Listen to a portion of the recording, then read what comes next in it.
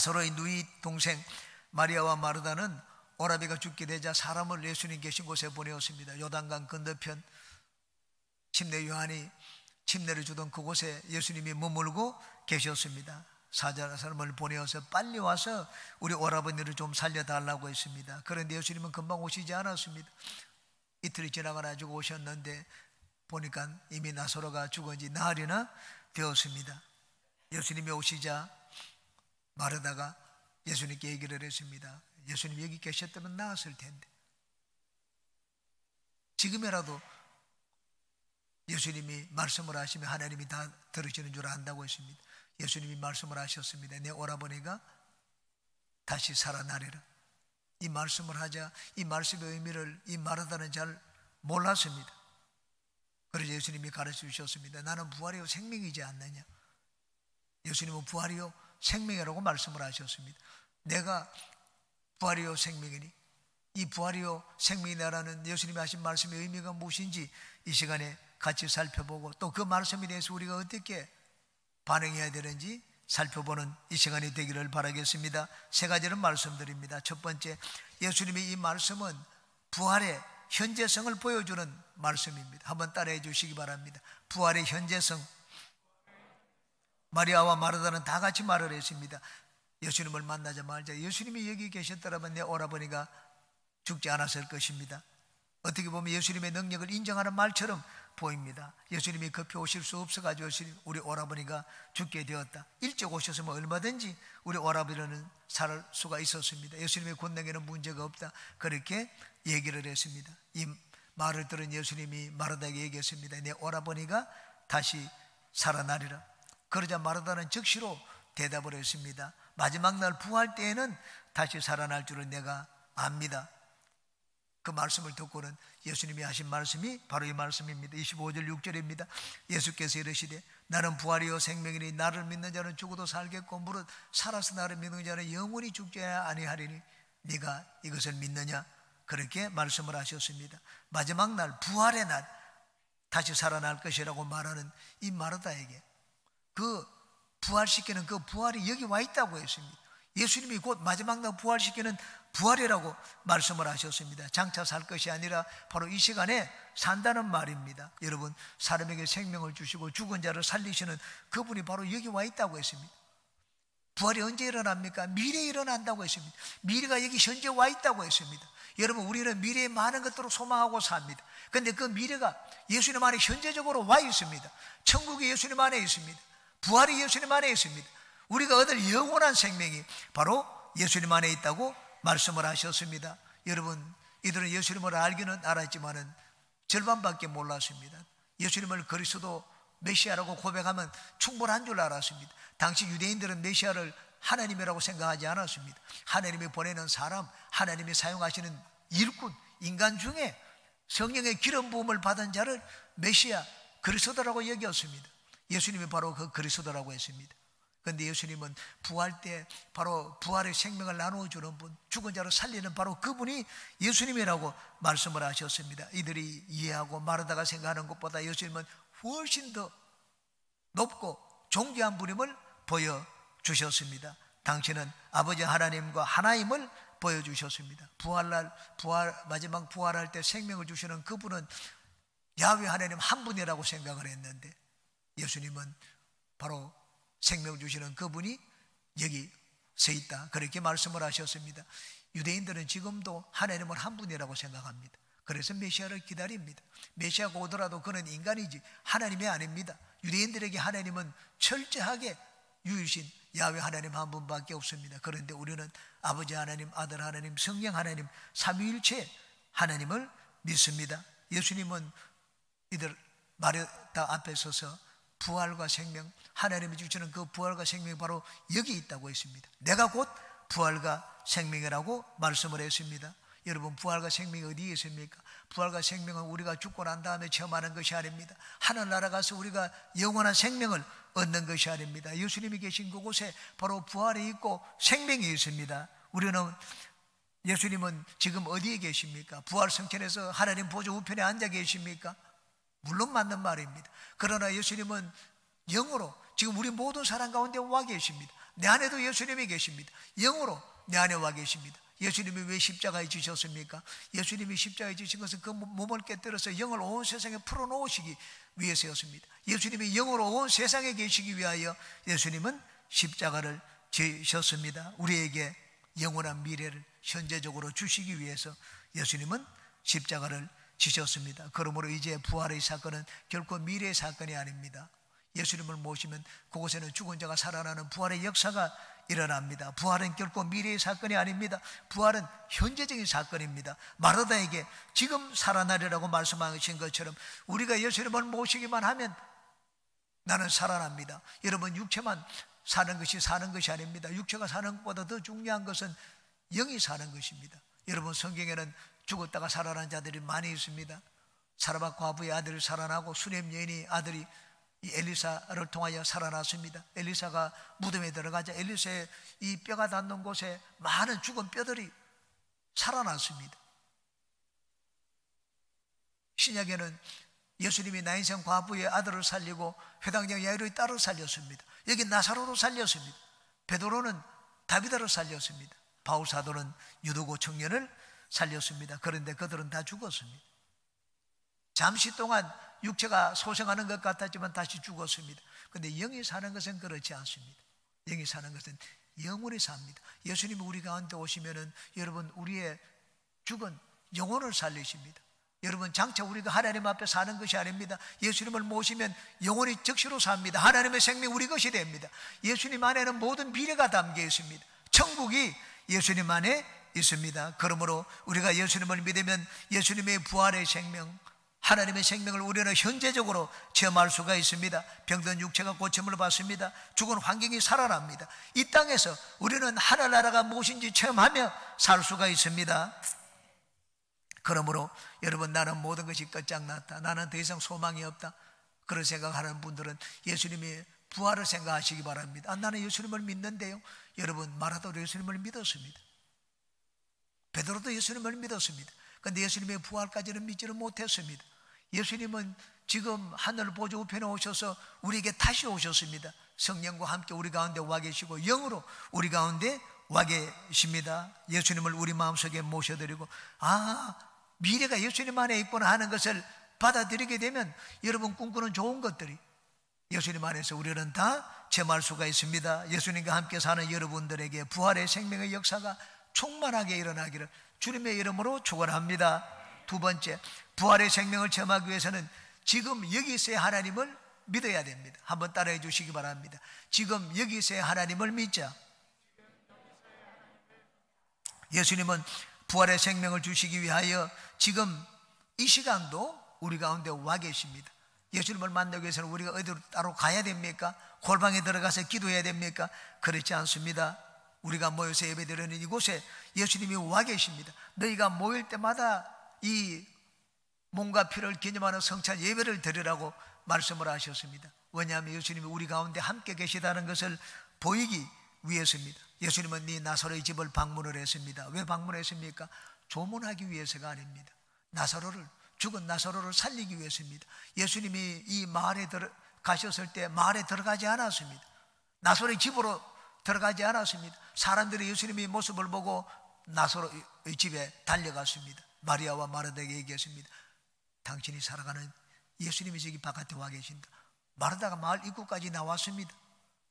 예수님이 나사로를 생각하고 조문하기 위해서는 집으로 들어가셨어야 될 것입니다. 그런데 그렇게 하지 않았습니다. 마을 바깥에 서 계셨습니다. 30절을 보시기 바랍니다. 예수는 아직 마을로 들어오지 아니하시고 마르다가 맞이했던 곳에 그대로 계시더라. 왜냐하면 나사로의 무덤이 마을 안에 있지 않고 마을 바깥에 있었기 때문입니다. 예수님이 여기 찾아오신 이유가 있습니다. 마을 바깥에 나사로를 살리기 위해서 찾아왔습니다. 그러나 적시로 살리지 않았습니다. 나사로에게 예수님이 죽은 자를 살리는 그것을 믿는 믿음을 보시기를 원했습니다. 여러분, 우리가 하나님의 은혜와 능력을 체험하는데 문제는 우리에게 있지 하나님께 있는 것이 아닙니다. 하나님이 죽은 자로 살리시는 능력이 부족한 것이 아닙니다. 하나님이 기다리고 계십니다. 언제까지 기다리고 계십니까? 우리가 하나님에 대한 믿음을 보일 때까지입니다. 마리아와 마르다는 주께서 여기 계셨다면 내 오라비가 죽지 아니하였겠나이다, 그렇게 얘기를 했습니다. 이것은 예수님의 능력을 인정하는 말이 아닙니다. 예수님의 부활을 믿지 못하는 말입니다. 불신앙의 말입니다. 마리아와 마르다는 시간이 지났기 때문에 이제 시간이 지난 것을 돌이킬 수 없다고 생각을 했습니다. 늦게 오신 예수님에 대하여 마르다가 한 말을 보십시오. 22절에 그러나 나는 이제라도 주께서 무엇이든지 하나님께 구하시는 것을 하나님이 주실 줄을 아나이다. 내 오라비가 살아나리라, 그 말씀을 주실 줄 누가 알았겠습니까? 마르다는 기대하지도 않는 말씀을 들었습니다. 그러자 예수님이 내 오라비가 다시 살아날 것이라고 하자 마지막 날 부활에는 다시 살 줄을 믿는다고 얘기를 했습니다. 지금 현재 이 시간에 죽은 나사로를 살리시는 예수님에 대한 믿음을 보이지를 않았습니다. 돌문에까지 갔습니다. 돌문을 열어놓으라고 했습니다. 예수님, 시체 썩는 냄새가 납니다. 죽은 지 나흘이나 됩니다. 그렇게 얘기를 했습니다. 마르다는 계속하여 예수님의 부활을 믿지 못하는 불신앙의 말을 했습니다. 예수님이 마지막에 다시 한번 말씀을 하셨습니다. 내 믿음을 보이라고 했습니다. 40절에 예수께서 이르시되 내 말이 내가 믿으면 하나님의 영광을 보리라 하지 아니하였느냐. 믿으면 돌문을 열어 놓으라고 말씀을 했습니다. 우리가 부활의 생명을 주시는 하나님을 만나고 체험하기 위해서는 하나님 앞에 합당한 믿음을 보여야 됩니다. 장차 다시 살리는 것이 아니라 지금 이 시간 살리시는 하나님을 믿는다면 지금 이 시간 우리에게 부활과 생명을 주시는 하나님에 대한 믿음을 보여야 됩니다. 여기 마르다와 마리아가 한 말은 참으로 그럴듯하게 들렸습니다. 예수님이 들어서 섭섭하지 않은 말이었습니다. 예수님 여기 계셨다면 얼마든지 우리 오라비가 살았을 것입니다. 예수님을 막 권능을 세워주고 인정해주는 그런 말을 했습니다.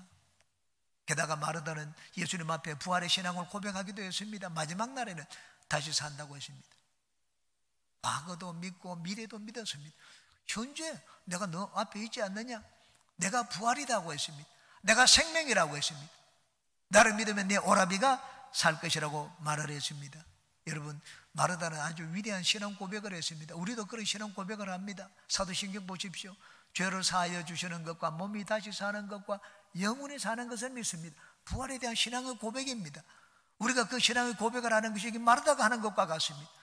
신앙 고백하는 것, 그것이 우리 신앙의 전부가 아닙니다. 지금 현재 살아서 나에게 역사하시는 하나님에 대한 믿음을 보여야 됩니다. 교리적인 믿음을 갖고 고백적인 신앙을 가지는 것, 그것이 우리 부활 신앙의 전부가 아닙니다. 우리는 지금 이 시간 여기 살아계신 하나님을 믿는다면 우리의 입술의 말이 달라지고 우리의 행동이 달라져야 됩니다. 마르다는 예수님이 기뻐하시는 그런 말씀을 드리지 못했습니다. 여기 과거에 계셨다면 나왔을 텐데, 장차 미래에 그런 일이 생길 것을 믿는다. 지금 현재는 어떻습니까? 현재는 믿을 수가 없었습니다. 왜? 내 눈에 너무 절망적인 상황이 보였기 때문입니다. 마르다는 예수님을 믿되 환경을 바라보고 예수님을 믿었습니다. 한계 상황을 정해놓고 예수님을 믿었습니다. 예수님은 모든 일을 행하실 수 있는데 죽는 자는 살리지를 못한다. 예수님은 어떤 병도 고칠 수 있는데 시간이 지나버리면 그것을 고치지 못한다 생각을 했습니다. 여기 마르다가 예수님 앞에 얘기할 때 지금이라도 주님께서 구하면 나는 무엇이든지 하나님이 들어주실 줄 믿는다고 했습니다. 무엇이든지 지금 살려줄 것이라고 했습니다. 예, 부활을 믿습니다. 그러나 지금은 아니고 나중은 믿는다고 했습니다. 자기가 정해놓은 기준이 있었습니다. 자기가 정해놓은 기준대로 믿고 자기가 정해놓은 한계 상황을 따라서 믿었습니다. 환경을 바라보고 그렇게 결정을 했습니다. 여러분, 믿으면은 한계 상황이 없습니다. 왜? 하나님은 한계가 없기 때문입니다. 우리는 이 땅에 살 때 인간의 한계가 있기 때문에 우리 인간은 한계 상황을 정해놓고 하나님을 믿습니다. 근데 하나님께는 한계 상황이 없습니다. 하나님은 복구시킬 수 없는 상황이 없습니다. 하나님은 되돌리지 못하는 시간이 없습니다. 그러므로 우리는 하나님 앞에 모든 한계 상황을 정해놓고 생각하던 그런 믿음을 버려야 됩니다. 한계 상황을 정해놓고 하나님은 여기까지는 할 수 있는데 이것은 못합니다. 한계 상황을 정하지 말아야 됩니다. 내가 알면 얼마나 많이 알겠습니까? 내가 여러분 내 생각을 하면 내 생각이 얼마나 올바르겠습니까? 하나님 앞에서는 우리가 정해놓은 한계 상황을 버려야 됩니다. 내려놓아야 됩니다. 여기 처음에 말하다는 자기가 한계 상황을 정해놓았습니다. 3번이나 부활을 얘기해도 나중에 지금 살게 문을 열으라고 해도 냄새난다. 자기가 생각하고 판단하고 경험하는 것을 기준으로 해서 한계 상황을 정해놓고 하나님을 믿었습니다. 여러분, 우리가 하나님을 믿을 때 한계 상황을 정해놓으면 그 한계 상황을 뛰어넘으면 하나님의 능력은 체험하지 못합니다. 여러분, 나의 한계 상황을 뛰어넘는 하나님의 능력을 믿기 위해서는 내 한계 상황의 선을 멀리 옮겨야 됩니다. 아예 없애버려야 됩니다. 하나님께는 시간이 그렇게 중요하지 않습니다. 상황이 얼마나 오래되었느냐, 그것도 중요하지 않습니다. 하나님께는 한계 상황이 없습니다. 믿음이 무엇입니까? 내가 끊어놓은 한계 상황을 버리는 것, 이것이 바로 하나님께 대한 믿음입니다. 우리가 부활이요 생명 되시는 예수님이 지금 현재적으로 나와 함께 계신다는 것을 믿는다면 하나님 앞에 절대 긍정적인 믿음을 보여야 됩니다. 여러분, 절망적인 생각을 가져서는 안 됩니다. 부정적인 말을 해서도 안 됩니다. 그리고 하나님을 믿는 믿음을 행동으로 보여야 됩니다. 예수님은 기다리십니다. 언제까지 기다리십니까? 우리가 하나님을 믿는 믿음을 행동으로 보일 때까지 기다리십니다. 예수님은 이미 병을 고쳐 죽은 나사로를 살리기 위해서 마을에 왔습니다. 집에 들어가지도 않았습니다. 마을로 들어가지 않고 바깥에서 기다렸습니다. 왜? 무덤이 거기 있었기 때문입니다. 그것을 알면 우리가 예수님 앞에 죽은 자를 살리는 능력을 체험하기 위해서는 합당한 믿음을 보여야 됩니다. 3번째입니다. 부활의 예수님의 신앙을 본받아야 합니다. 한번 따라 하시기 바랍니다. 예수님의 신앙을 본받자. 부활의 예수님은 당신이 하나님이라고만 마음대로 행하시지 않았습니다. 예수님은 하나님의 허락하에, 하나님의 승인 하에서 일을 하셨습니다. 하나님 앞에 믿음을 보였습니다. 그러자 하나님이 승인해 주셨습니다.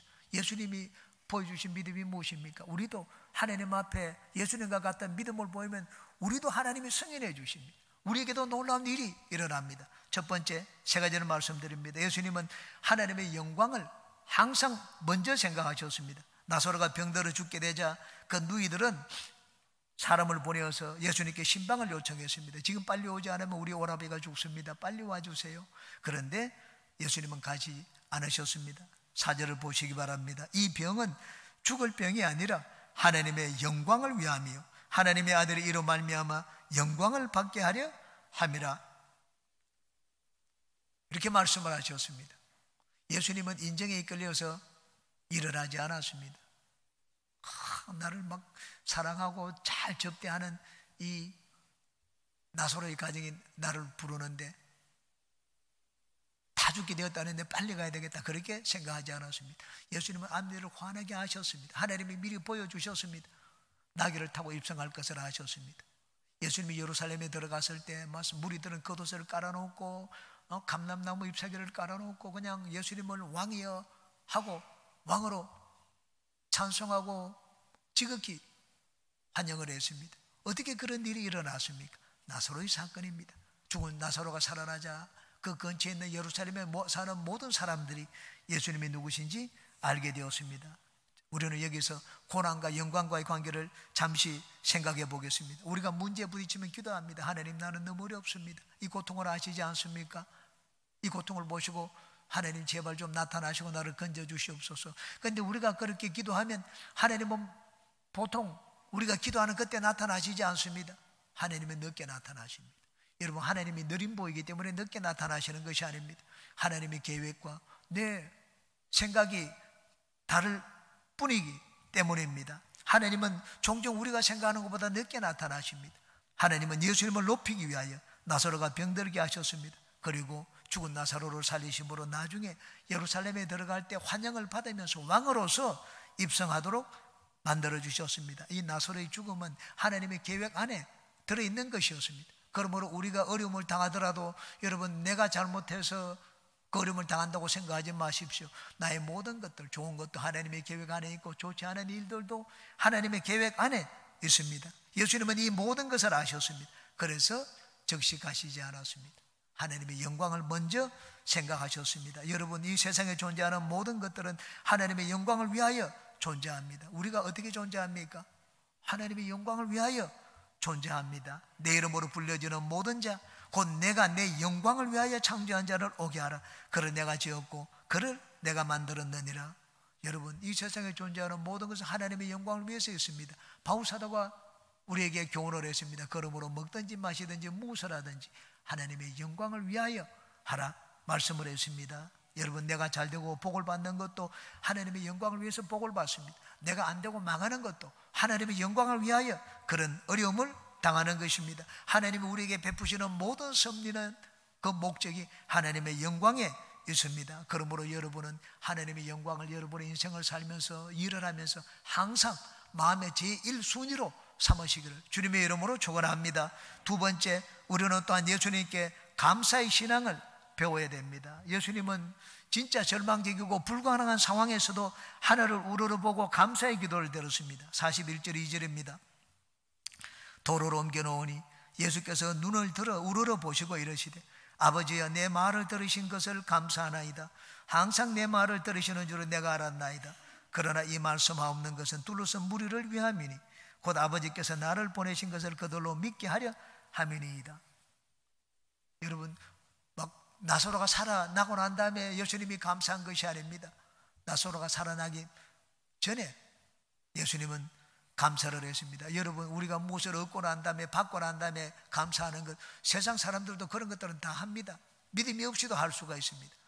그런데 여러분, 우리가 받지 않고 절망적인 상황 가운데서도 감사하는 것은 하나님 아니면 할 수가 없습니다. 여러분, 믿음이 깊어지면 내가 감사할 일을 만났기 때문에 감사하는 것이 아닙니다. 하나님이 계시기 때문에, 하나님을 인하여 감사합니다. 하나님이 계시기 때문에 하나님이 모든 것을 바로잡으시고, 하나님이 계시기 때문에 하나님이 모든 것을 합력하여 선을 이루신다. 우리는 그것을 믿습니다. 감사는 하나님을 영화롭게 하는 최고의 제사입니다. 마귀를 이기는 무기입니다. 우리 그리스도의 삶에 있어서 가장 아름다운 보배입니다. 여러분은 예수님이 보여주신 이 감사를 어떤 상황이든지 하나님께 드리시기를 주님의 이름으로 축원합니다. 마지막 세 번째입니다. 예수님은 하나님을 절대 신뢰하는 믿음을 보였습니다. 하나님께는 여러분, 죽은 자가 문제가 되지 않고 시간의 문제가 되지 않습니다. 어떤 절망적인 상황도 하나님께는 문제가 되지 않습니다. 예수님은 하나님께 대하여 한계 상황에 선을 그어놓지를 않았습니다. 사람들마다 한계 상황의 선이 다릅니다. 어떤 사람은 여기까지, 또 어떤 사람은 저기까지. 하나님은 이 정도는 할 수가 있다.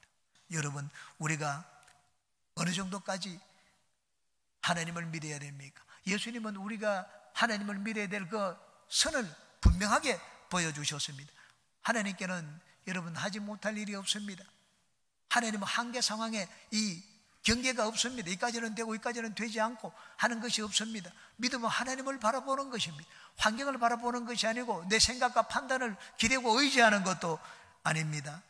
여기 죽음은 돌이킬 수 없는 사건이라고 생각한 사람들에게 예수님은 너희 한계 상황의 선을 잊어버리라, 그렇게 말씀을 했습니다. 우리는 이제 다 끝이 났다고 하는 상황에서 예수님은 여전히 죽은 자를 살리시는 하나님을 신뢰했습니다. 그러자 죽은 나사로가 살아났습니다. 우리는 하나님을 어디까지 믿습니까? 내가 그어놓은 믿음의 한계선은 어디까지입니까? 하나님이 역사할 수 있는 선은 어디까지입니까? 병들었을 때 하나님은 어디까지 역사할 수 있습니까? 내가 물질의 빚을 지고 어려움을 당했을 때 하나님은 내 문제를 어디까지 해결해 주실 수가 있습니까?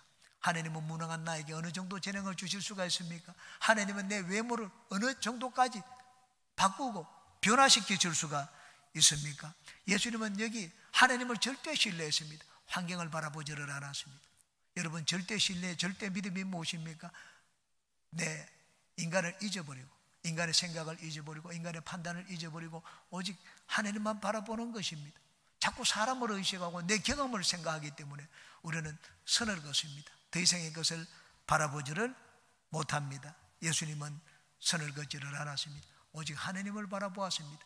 여러분, 상황이 절망적일수록 더 하나님만 바라보고 하나님에 대한 절대 믿음을 보이는 여러분 되시기를 주님의 이름으로 축원합니다.